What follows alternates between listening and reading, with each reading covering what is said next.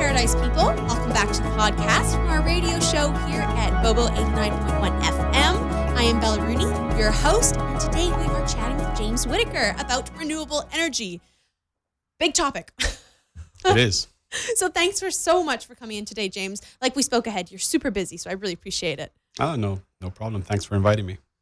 So James is the president of CREA, which is the Cayman Renewable Energy Association, and you're also the founder of Green Tech Group, right? Yep. Which is the only sustainable services conglomerate in the Caribbean, providing a full range of sustainability solutions. That's from design and building of green homes to renewable energy and LEED certification, whatever that means. Maybe you're going to have to tell us about that. So when it comes to chatting about renewable energy and sustainability in the Caribbean, I really don't think there's anyone better to talk to. So thanks so much for coming in. Again, you're welcome. Thanks I'll say thank you. Thanks for inviting me. Okay, so let's start by getting to know you a bit better. Yep. I have read that you have degrees in banking, accounting, and international finance. So how have you ended up spearheading the renewable sustainability push here in Cayman and the Caribbean? And what was the moment you realized that this was kind of your calling? Yeah, it's a long story, but I'll try to condense it. I spent 19 years in finance. Like most Caymanians, finance was the path of least resistance education-wise. Right. And so I, like a lot of Caymanians, worked in the bank, went to school at night, studied finance. About 10, 12 years ago, I was kind of looking for what I wanted to do outside of finance. And I sort of had these sort of abstract entrepreneurial goals. I wanted to do something that was in the sustainability realm, something in the technology realm. And ultimately, over a couple of years of sort of honing in what I wanted to do, I sort of came up with this 15-year plan for Green Tech Group. Mm-hmm. And it was really to bring sustainability to Cayman in a more advanced way for energy, for development, for transportation, and for agriculture. So those were my four sort of buckets of focus.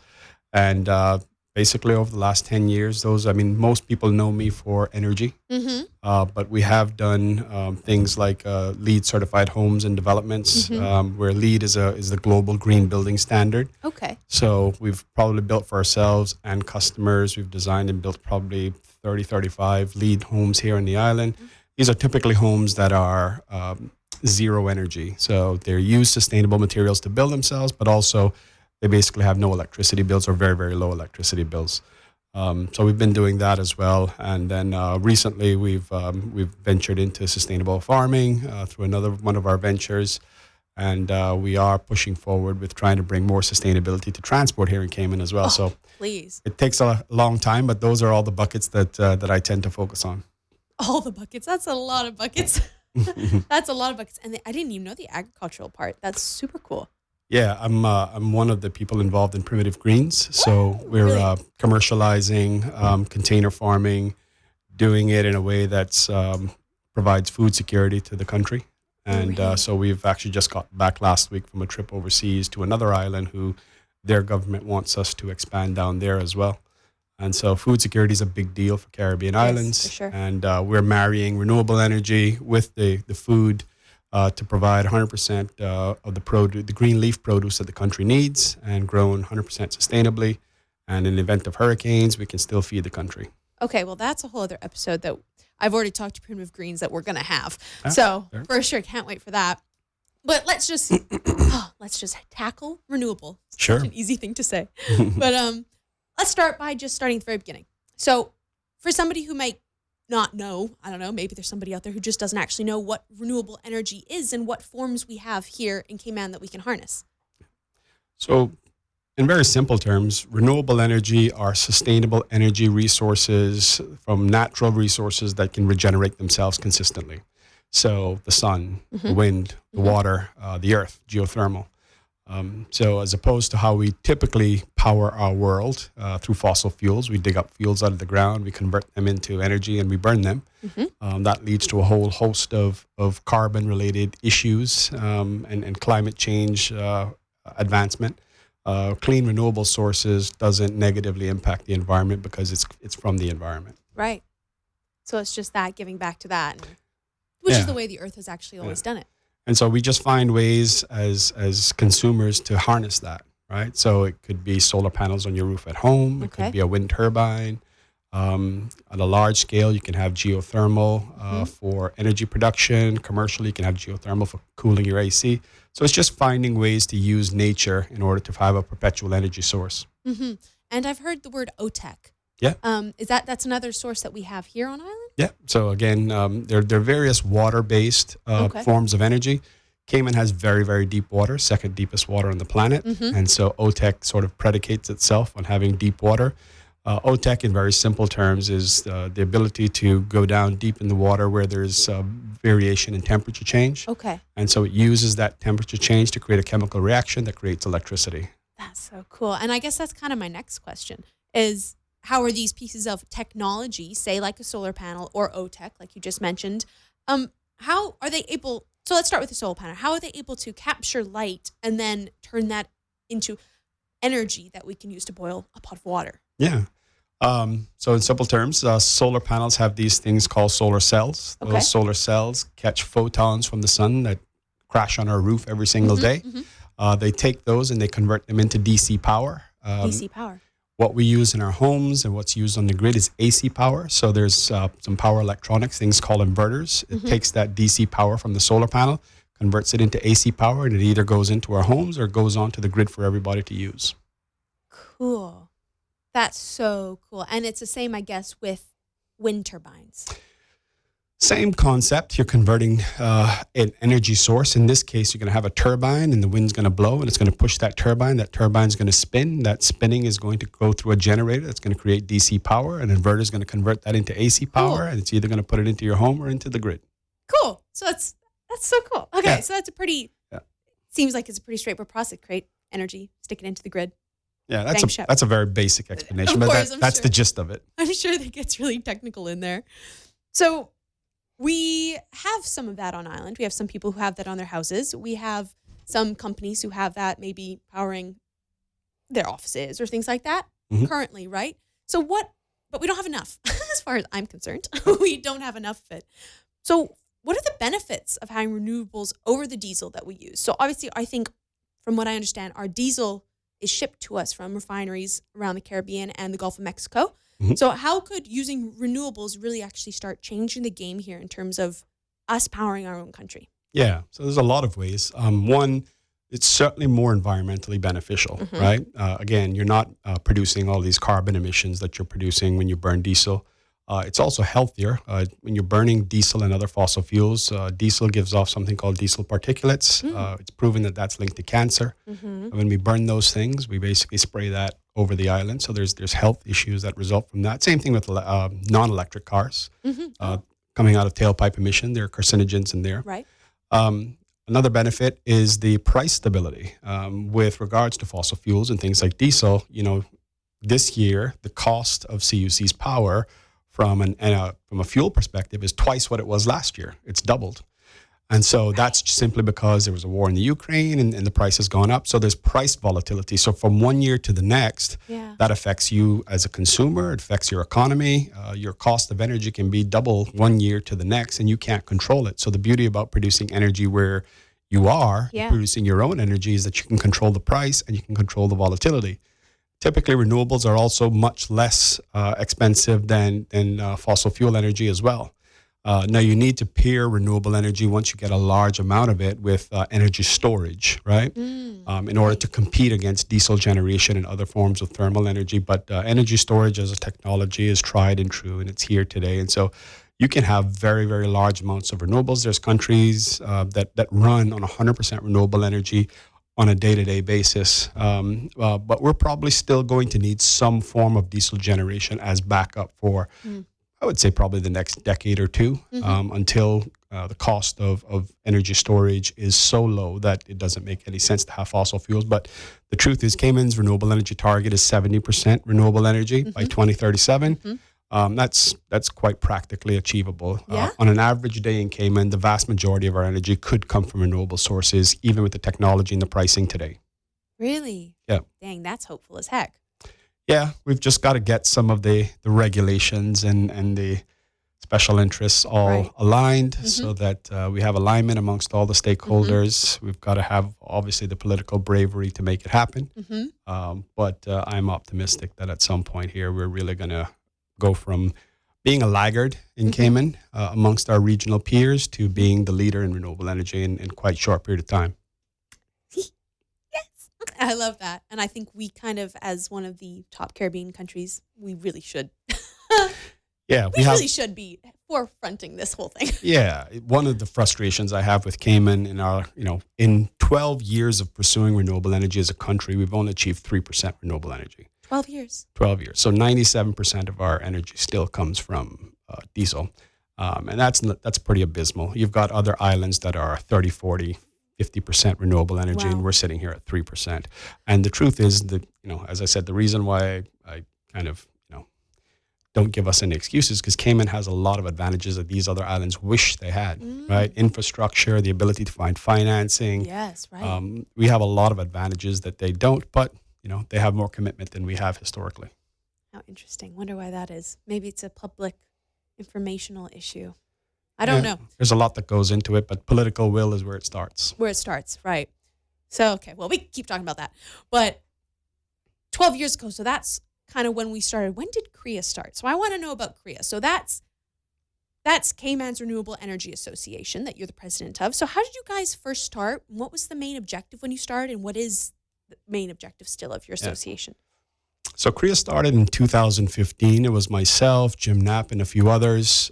CREA, as the Renewable Energy Association, is a group of advocates who advocate for the advancement of renewable energy adoption in the Cayman Islands, right? And so we're not just solar companies, which a lot of people think that we are. In fact, of our 9 board members, there's only 2 solar companies on our board. Of our 45 members, only 5 of them are actually solar companies. So it's a coming together of individual advocates. It's corporates from other industries. It is nonprofit organizations, and it is solar companies. So we all come together as a group, and we try to push for regulation. We try to push for policy. We try to push for law. We try to push for changes in permitting and things like that. Anything that we can do to advance renewables in the Cayman Islands in a more aggressive way.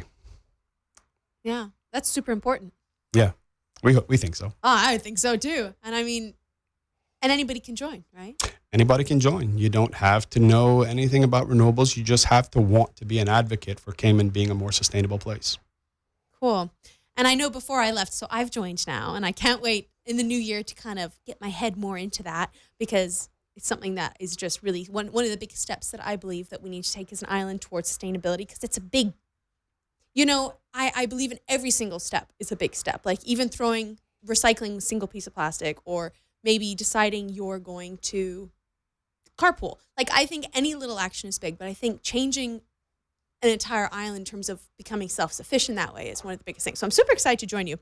And with that being said, I'm joining you because I heard you talk right before I left for COP27. We had a little meeting where you gave me the 101 on our current state of affairs here in terms of renewable.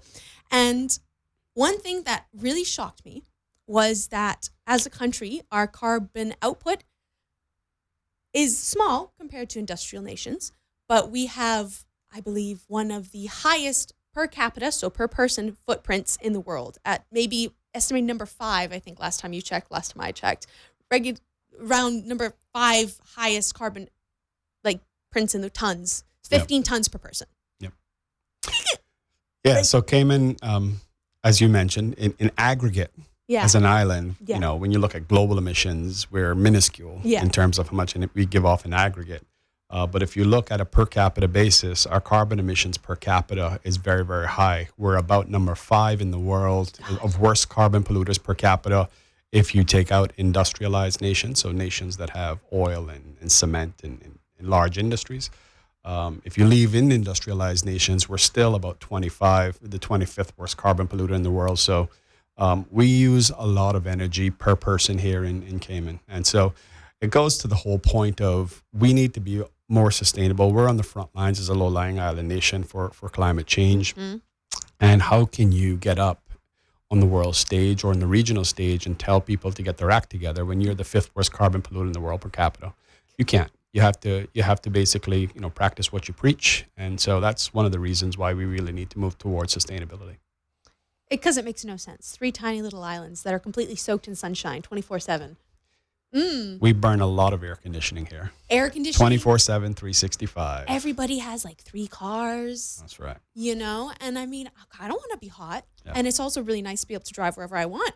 But you can see the issue's not even just in the energy. There's traffic. There's You live on a small island, but everyone has to drive everywhere. So you don't have communities that are walkable. You know, No. you can't just go downstairs and go to the grocery store and go to this and that. You have to get in your car to go everywhere. And so it's kind of a whole gamut of policy that really needs to support sustainability. And it's everything from energy to development and how we actually develop our communities and things like that. You know, bicycle lanes and, you know, so there's policy really drives sustainability. And so, you know, we need things like the National Energy Policy.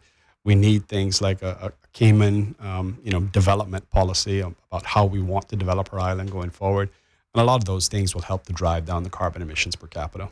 Yeah, because that's just kind of unacceptable, really. And I'd say that that's definitely where we are going wrong, is in kind of how we've set everything up that way.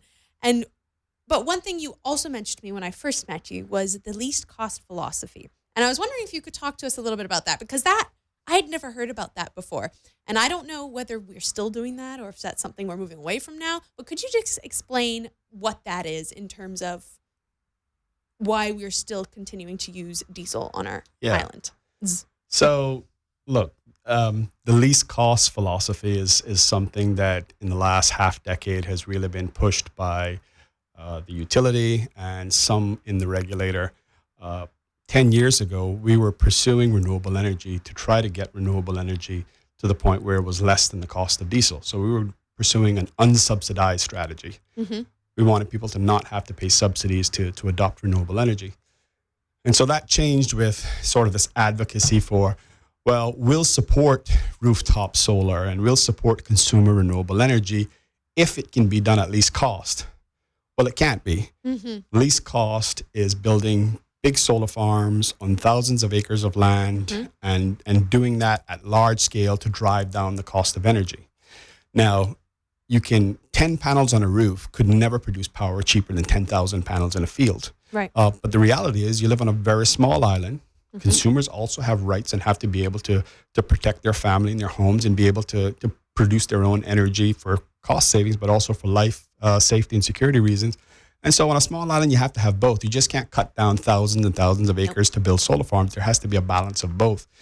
All of this developed property here, you want to use all these parking lots. You want to use all these rooftops. And so while that can't be done at quote unquote least cost, it can be done at less than the cost of diesel. And that should be your metric. Right. Not let's do it at least cost, because basic economies of scale will always exist. It'll always be cheaper to produce power, with 10,000 panels in a field as opposed to 10 panels on the roof. Right. But if you can produce both of them at less than the cost of the diesel energy, you should be pursuing both of them. I agree. And so that's why the least cost philosophy is a bit of a misnomer. But if you say to the public, hey, we want to pursue energy that's least cost for your benefit, logically it sounds right. Right? It sounds like that's a good thing. But what they're not saying is that means that you can't have solar at your house and you can't have solar at your building, because I have to build, in order for me to achieve quote unquote least cost, I have to build it at very large scale. Now, of course, if you're a utility, not just our utility, but all utilities, your primary interest is utility scale power. And you want to be able to monopolize that to the extent that you can. And so there's always a vested interest there. What we argue for at CREA is an all of the above approach. Okay. What the National Energy Policy calls for is an all of the above approach. We do have to build big solar farms. We do have to build wind farms, but we do have to maximize rooftops and parking lots. And we have to pursue energy efficiency and electric vehicles.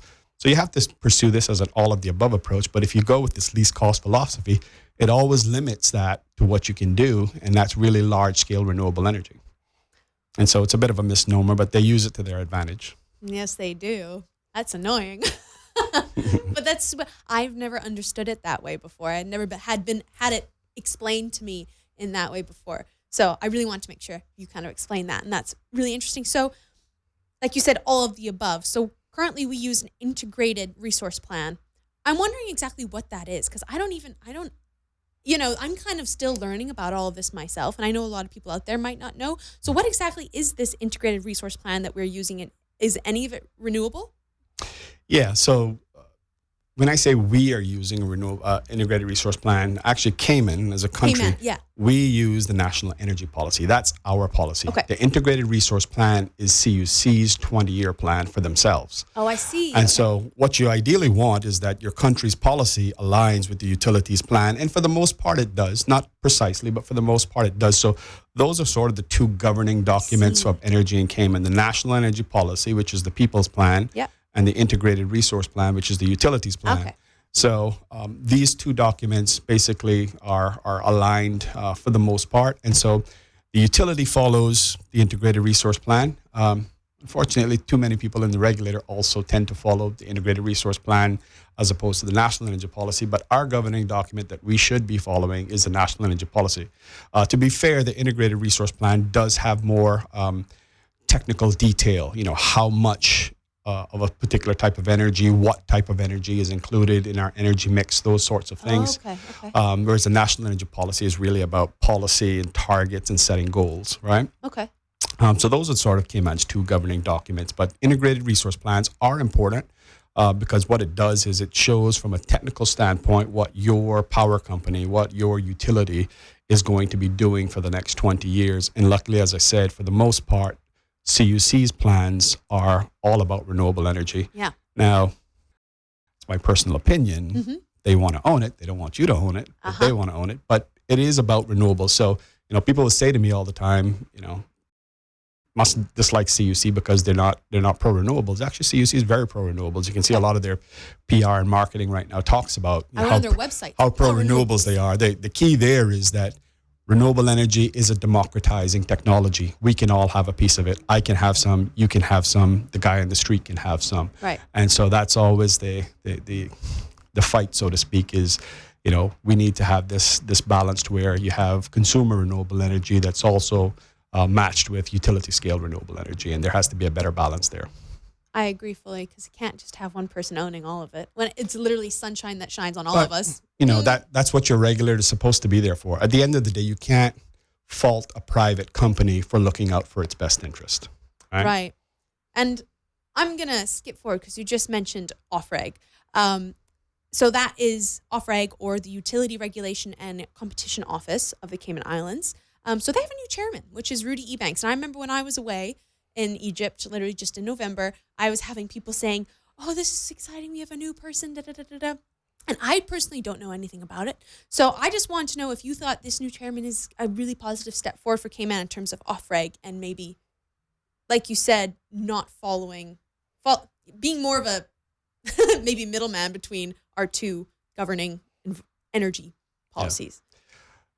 The answer is yes. I have a lot of respect for Rudy Ebanks, and I do think that he is helping to drive positive change at the regulator. I think, unfortunately, he has now stepped away for medical reasons. Someone else is there now as the interim chairman. But I've had a lot of conversations with Rudy probably over the last year or so, and I think, from me personally, I've been engaged with the regulator from before they were offering, from the time they were the ERA. And so I've watched over the last 10 years the sort of evolution of that entity. And I am a big advocate for having a good, strong regulator, because the regulator, in a perfect world, is supposed to be sort of the referee between all the stakeholders. Yeah. And so not adhering to any one particular side. It's my personal opinion, unfortunately, that the regulator, especially the last few years, has sort of gravitated far too much to relying on the utility and taking the utility's sort of point of view and sort of allowing the utility to dictate, for example, the fate of its competitors and those sorts of things. So I think the regulator has been sort of remiss in their decision making in terms of how long they're taking. They're not very proactive in the planning. But, I'm always optimistic that it's going to get better. They have a new board now. And so it sort of remains to be seen if the new board will sort of take a different tack than the previous iterations of OFREG. OFREG could certainly be a force for good, but it can also be, a force for stagnation. And so far, it's been a bit of a force for stagnation, but I remain eternally optimistic that it will be a force for good change. I love that. And I think sometimes for myself, it's kind of hard to remember that these big companies are just made up of people, and people that you can talk to. And so sometimes when you're at home and you're despairing about the state of the world and the state of where we're at as an island in terms of our renewables and in terms of 15 tons per capita per person, on our island, it's hard to remember that the people in charge are people. I don't know if that makes sense to you. There's people in charge that they're reachable.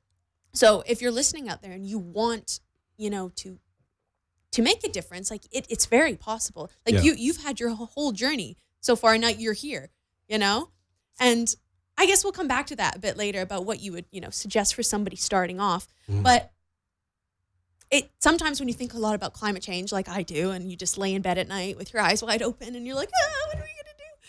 It's nice to know that that the people in charge are just people that you can communicate with and talk to. And so knowing that there's a new board is, I think, super optimistic, because us as a people can work with them, hopefully, to push everything in the right direction. So coming to climate change, I guess, in terms of being scared of it, it's a massive threat to our island nations. Increased weather severity, sea level rise, droughts, and the list goes on and on and on.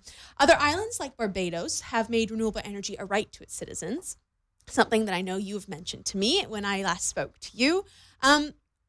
Are you, and how can we integrate that into our national energy policy? And have you already begun? Yeah.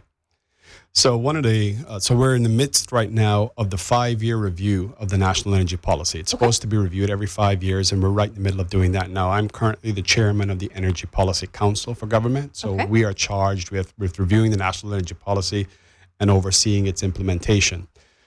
One of the recommendations that CREA, as a member of the Energy Policy Council, has made in regards to things that we want to see added to the national energy policy this time around, is for all of the residents of the Cayman Islands that are homeowners to have a right to install solar and energy storage on their homes or businesses.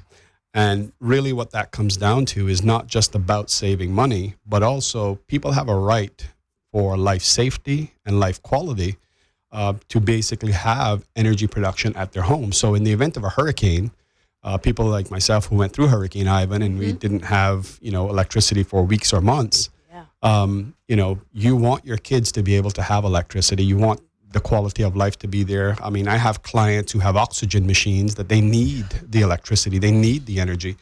And so unfortunately right now, you have to apply, you have to ask the utility, can I connect into your grid as part of one of these programs? Often the programs stop and start because of lack of prudent and timely capacity planning. And so we believe that we need to move in much the same way that Barbados has moved, that this is actually a right of the residents to have this. And so we don't need to ask permission. We need to give you notification that we're connecting into the grid. But this needs to be a right for everyone to be able to have. And so that's something that we're pushing for as part of the National Energy Policy Review. You living in the Cayman Islands should have a right to be able to adopt renewable energy. That's a massive thing.